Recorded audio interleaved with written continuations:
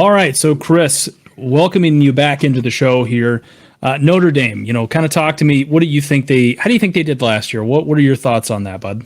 I tell you what, Marcus Freeman coming in there, after, yeah, he's definitely not my boy down there at LSU. I know he's yours. Um, there's a lot riding on the plate, right? It's Notre Dame, big name school. I always called them America's college football team, kind of like the Dallas Cowboys are at the NFL.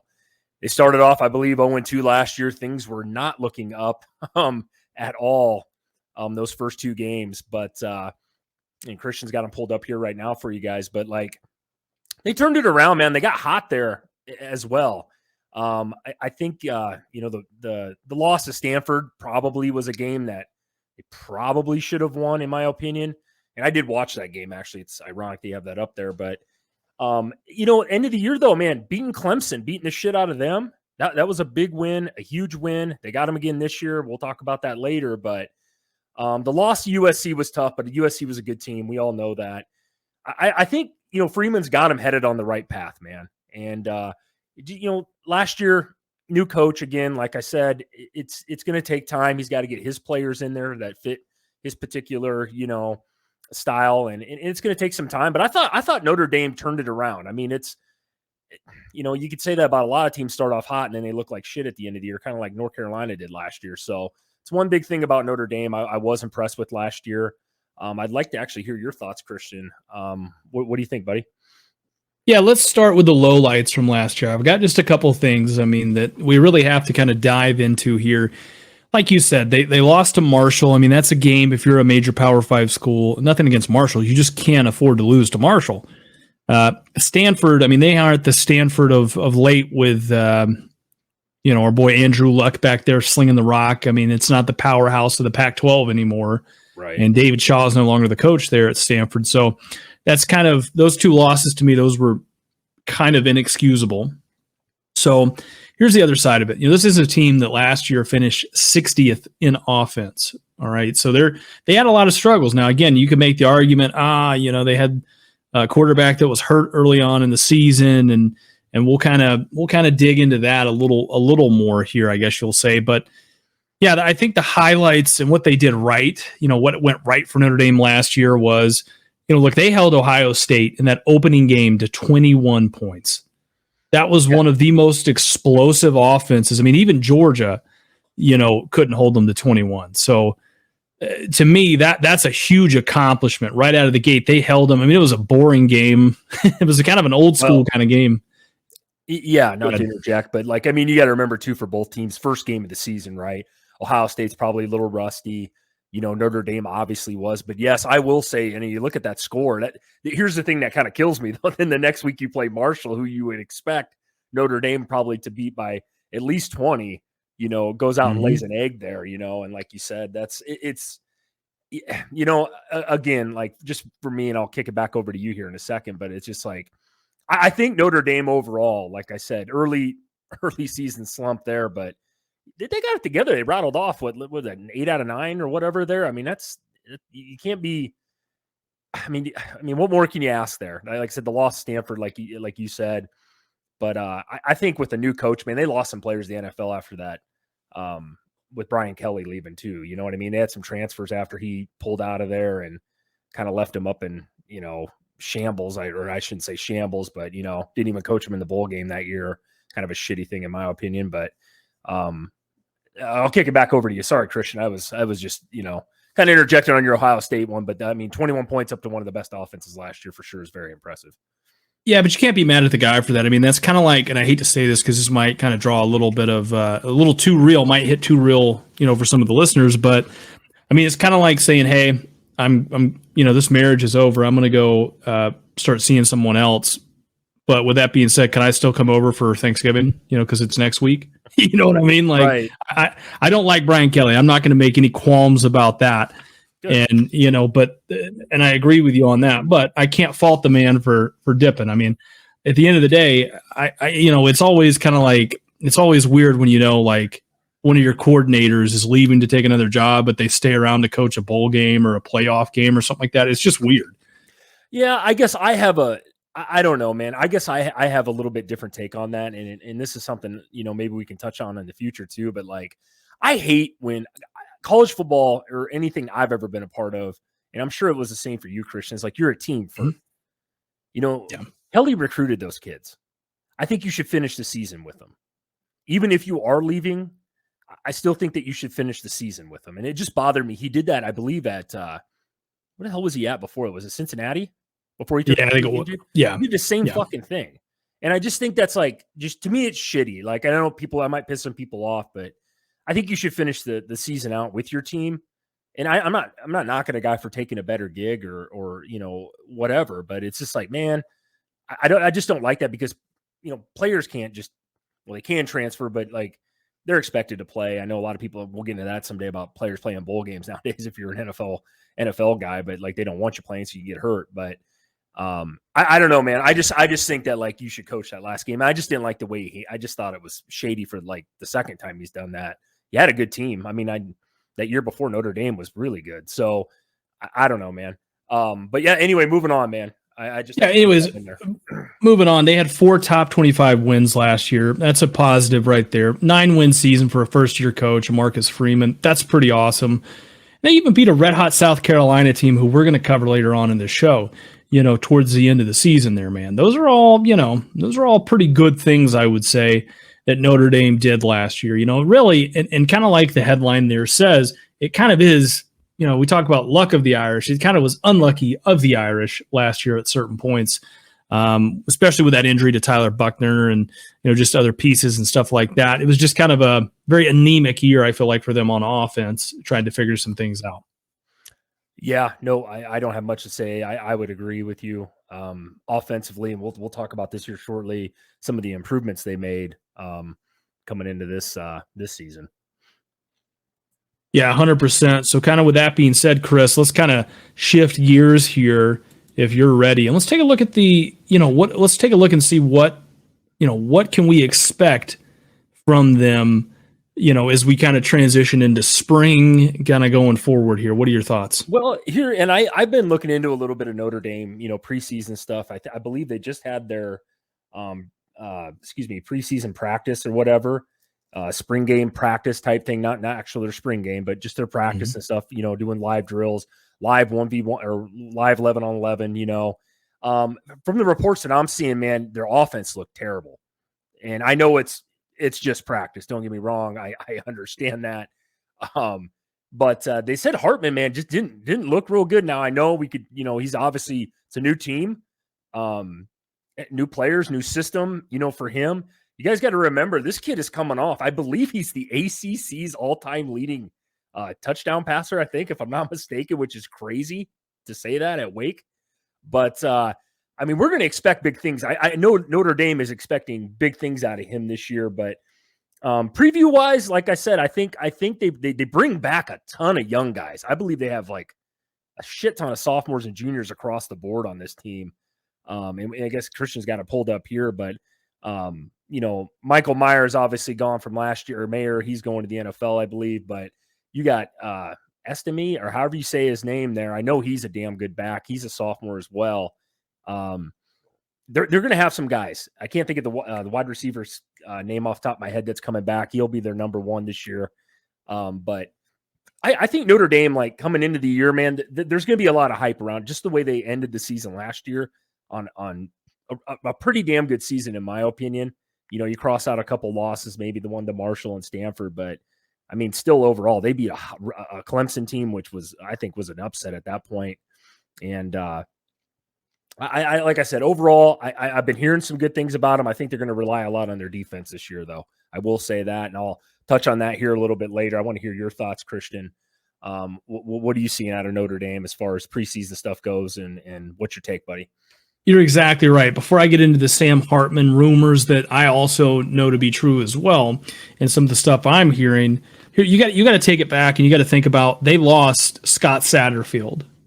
Yeah. To your, or not Scott Satterfield, sorry. Oh God. They lost their offensive coordinator, Tommy Rees. I'm thinking ahead a little bit too much here. They lost their offensive coordinator, Tommy Rees, to Alabama, but you know where I'm going with it. So there was this kind of this great big debate of who was going to come in and be Notre Dame's offensive coordinator. So guess who they went out and picked? They actually didn't go very far. They actually had someone last year in Gerard Parker, who was their tight ends coach, who came over by way of West Virginia. Okay. Let me kind of give you a little bit of his background here. He was West Virginia's offensive coordinator before coming to Notre Dame last year, right, being the tight ends coach. He was Neil Brown's coordinator, but he didn't really call plays. The guy has a very limited experience at calling plays at this level, right? To me, this kind of sets up, and this is why you might expect this in some of the miscommunications that you're hearing about that are going on at practice, right? Look, they really need a good offensive coordinator, someone that has experience and someone that has, the proof is in the pudding. And then to me, they kind of botched this hire because Marcus Freeman's a defensive-minded coach. He's their defensive coordinator, right? So he needs to be able to say, hey, listen, you run the offense, you get down there, you do whatever you do. Kind of like Kirby Smart at Georgia did with Tom Monken, and kind of like he has to do with Mike Bobo this year, right? It's kind of difficult because, he is, like we said, he's very limited at calling plays at this level, if ever. So it's just going to be really, really tough. The big thing is they do bring back Al Golden, their defensive coordinator, former Miami coach. Yep. That is a huge thing for them to be able to do that. You kind of said it. Sam Hartman, man, he has been struggling in practice. I mean, from all of reports, hey, 7-on-7 on air individual drills, guy looks good, looks crisp, looks like Tarzan, or looks like Tarzan, plays like Tarzan. But when them pads come on and they start putting a little bit of pressure out there on him, plays like Jane a little bit, man. He, from what I've been seeing and what I've been hearing, they've said he's been struggling to make even short bubble throws. Right. And it's even at the point where Tyler Buckner, the guy that they were going to tap last year, who was really, really young to take over this team but got hurt, he's been taking a lot of snaps with the ones now. And exactly, I'm glad you brought that up because that is exactly the reports and the shit that I've been seeing about Hartman, which really fucking surprises me because this guy's a vet. You know what I mean? As far as college football nowadays goes. Yeah. I was reading and watching some film a little bit. Somebody had some film on him in that game. And I was like, and like I said, it's just, I know it's preseason and I get all that crap, but just from what I was seeing, I was like, man, he was missing crossers, like 7-yard, crossing routes, which if anybody's watched him play at Wake Forest the last couple of years, he made a killing doing that. I mean, he rarely ever missed one in game. Man was money, bro. Yeah. And it was just like, I was watching some of them like, holy shit, dude. Like, I mean, even I'm not going to say that I can make that throw, but I definitely could make that throw. But it was like, for somebody that's been around a while, it's like, holy shit, man. So I don't, like I said, I don't want to dive too deep into what, preseason practices look like. And I get all that, but it is a little, for a guy that's a veteran, you know what I mean? That's been around. Like I said, I believe he's the ACC's all-time leading touchdown passer or whatever. Like, damn, dude. Like, yeah, it kind of makes you wonder a little bit. And the Tyler Buchner kid, man, he looks like he's getting a lot of reps with the ones. They're obviously starting Hartman off season though, right? I mean, you didn't just get this kid in here to not start him, right? Well, and that's interesting you brought it up. I mean, look, I think if this is true and he continues to struggle and Buckner keeps seeing those snaps with the ones because they feel a lot more comfortable, with him. I mean, look, it's a young offensive coordinator who's trying to prove himself. He has no ties to anybody. I'm not saying, let me kind of give you an example. I thought about this. I didn't write it down here, but I thought about this earlier. The last Wake Forest quarterback to transfer out that was pretty prominent? If you don't, it's okay. His name was Jamie Newman. Oh, he transferred. Oh, man, what school did he transfer to? I think it was. I know what it is. I'm just stalling for dramatic effect here. It was Georgia.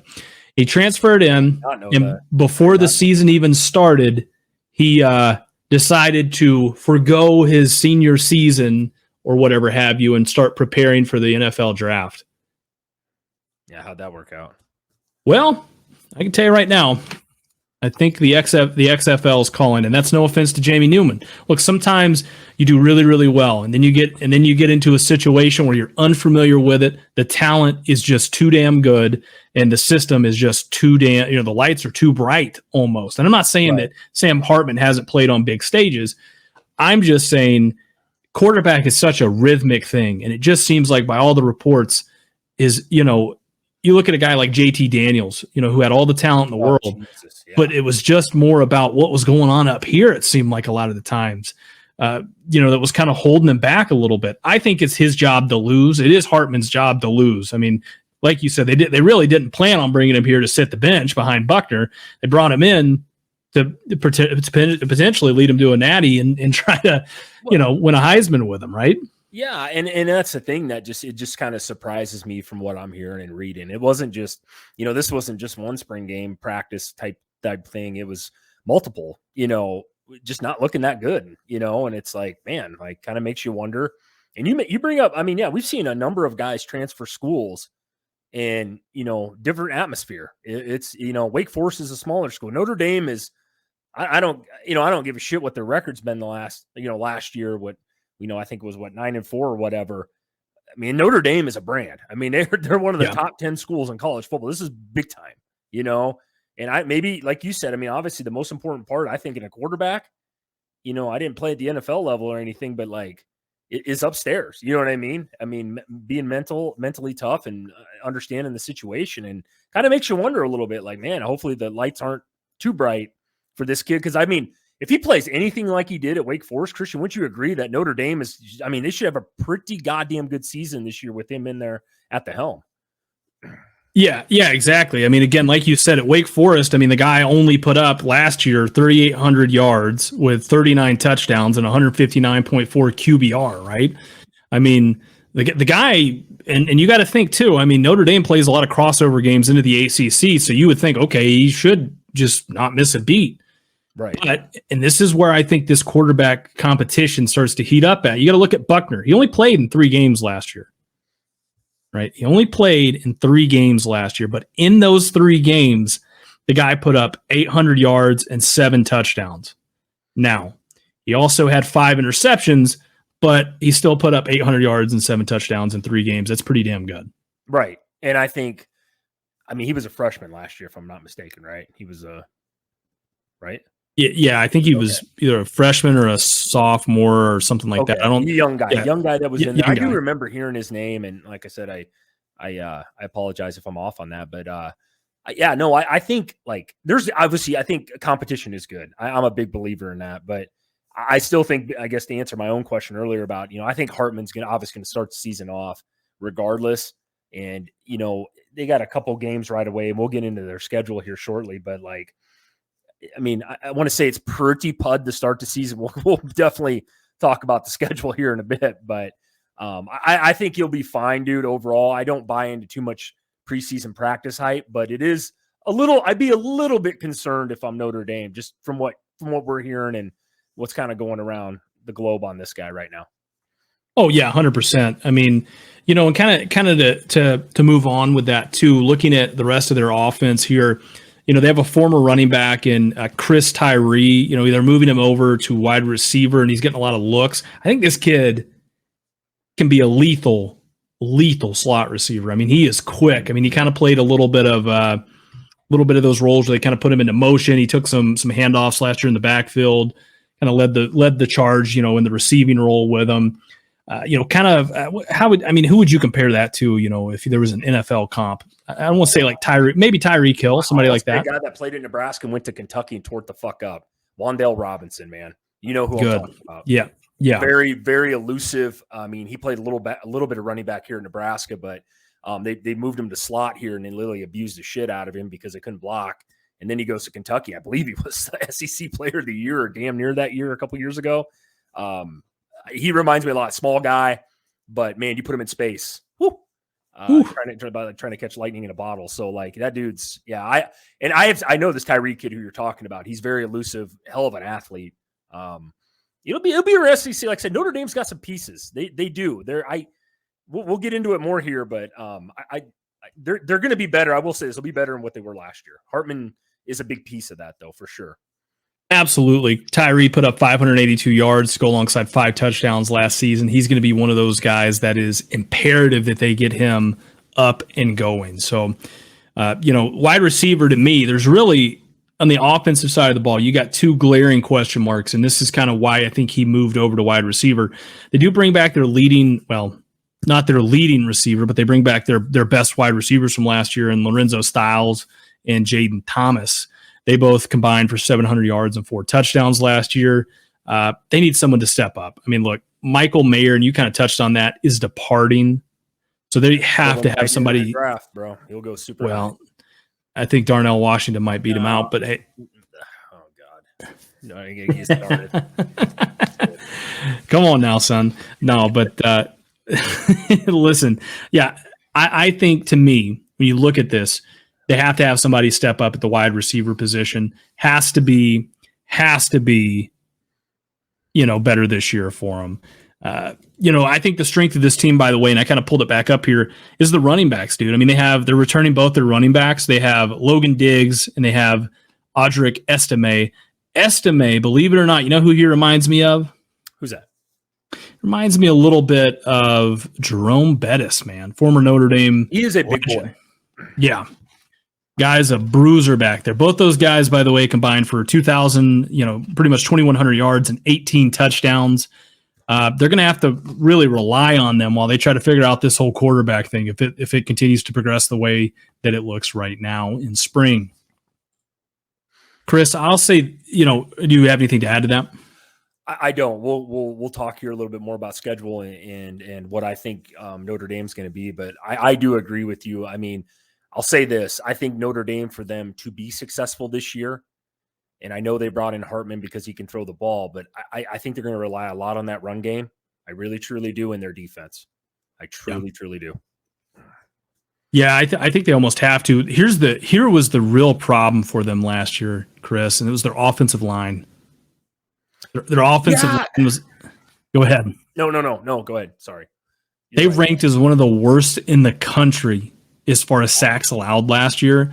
Wow. I'll give you some stats here. Okay, I don't think you're ready for this. I told you I did a deep dive into this here. Man. They gave up 21 sacks last year. Okay, for reference, Ohio, not state, Ohio University, the Bobcats, they finished dead last in the country last year, giving up 25 sacks. That's it. That surprised me. That's Frank Solich's team, who used to coach Nebraska after Osborne. That's actually impressive. But yeah, I did not know that their line was that freaking bad when it comes to pass protection. That's rough.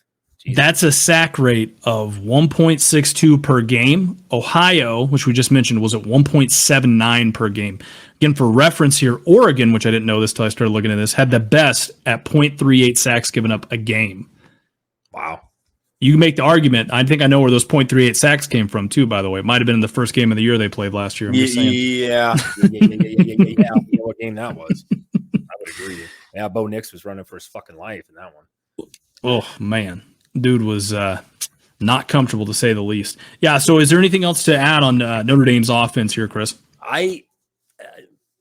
Not really. Like I said, I mean, you touched on it. You brought the best point up, and I didn't know they were that bad. I knew their O-line wasn't great, but yeah, I guess if you're going to, I mean, maybe they can run block, but you got to protect Hartman a little bit. You know what I mean? Like, if they're going to be giving up those kind of numbers again this year with their schedule, it ain't going to look too promising if you're giving up a shit ton of sacks. I will say that.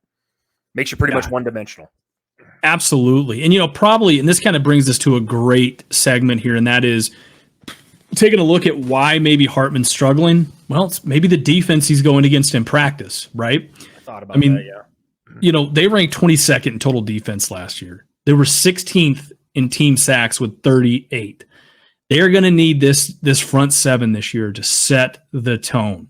Now, the part of the problem they have is they lost Isaiah Foskey, okay? This cat had 11 sacks last year. 11 sacks. Anytime as a single player, and I don't care, college, the NFL, you can have double-digit sacks. That's Will Anderson. That's Lawrence Taylor like levels there, son. You were dominating people. Right. I mean, they may not see that production again this year because that's really hard to replicate, man. No, that's impressive. But that's what I think, though. I mean, they do return a lot of guys. They had a damn good recruiting class this offseason, by the way. I think they were like top 10, if I'm not mistaken. Like, they're going to bring some kids in, and that's what I'm saying, man. If their defense can stay legit, and I think they will, I truly, truly do. Freeman's a defensive coach, like you mentioned before. I find it hard to find that his defense is going to fall off, but with that being said, though, you still got to be able to put some points up on the offensive side of the ball, and you can't just rely on being just a ground and pound game the entire time. Hartman's going to have to make the throws. Is he capable? Absolutely. But yeah, you got who you got a wide out. I mean, you got some guys that can get some space and get opening and catch the ball. I don't care how good a thrower Sam Hartman is with all these touchdowns in the ACC. If your guy's not open, he's not open. So, and you're not getting time to throw the ball, that's even bigger. I mean, that's a real fucking problem. You don't want to get your quarterback killed week 2, So yeah. I'm with you 100% as far as this Notre Dame preview goes. Like I said, offensively, I think, like I said, we touched on that. And we're talking about defense now, but I don't see their defense falling out. I don't think that's going to be an issue. I really, really, truly don't. No, I'll kind of make this quick here. We'll wrap up the defensive segment here. Look, if they bring back all 3 linebackers, they're going to bring back J.D. Bertrand, Maris Leafu, and they're bringing back Jack Kaiser. That's probably the most experienced linebacker room in the country, man. I mean, these cats put up some numbers last year. So that's got to be pretty exciting for them, bringing that kind of production back in the linebacker room to kind of help lead this, when they're losing a guy who is a juggernaut on the edge there in Foskey. The secondary should be pretty damn good this year too. They're bringing back one of the best cornerbacks in the country who probably you haven't heard about unless you're a Notre Dame fan, Benjamin Morrison. Okay, you see him right there if you look at the screen that we're sharing where it says interceptions. He had 6. Like that. As a true freshman last year, he finished 3rd in the country as far as interceptions are concerned. The young man balled out. And he also had 5 pass deflections too. So yeah. No, that's if you got a corner getting 6 picks, man, that's a hell of a season in college football. So and I've heard the kid and I know he's a damn good player. I mean, like I said, just overall to make it quick here, but yeah, I like I said, I think their defense is going to be just fine. Again, it's going to rely on the other side of the ball, and like I said, Freeman's always been. I mean, Notre Dame's always been really prominent on defense, so they've always had good players come out of there. They seem to be very fundamentally sound for the most part on defense, especially the last 10 years that I can remember of Notre Dame. They're not a team that gives up a boatload of points, unless it maybe was against Alabama or some shit. But that's a whole different story for another day. So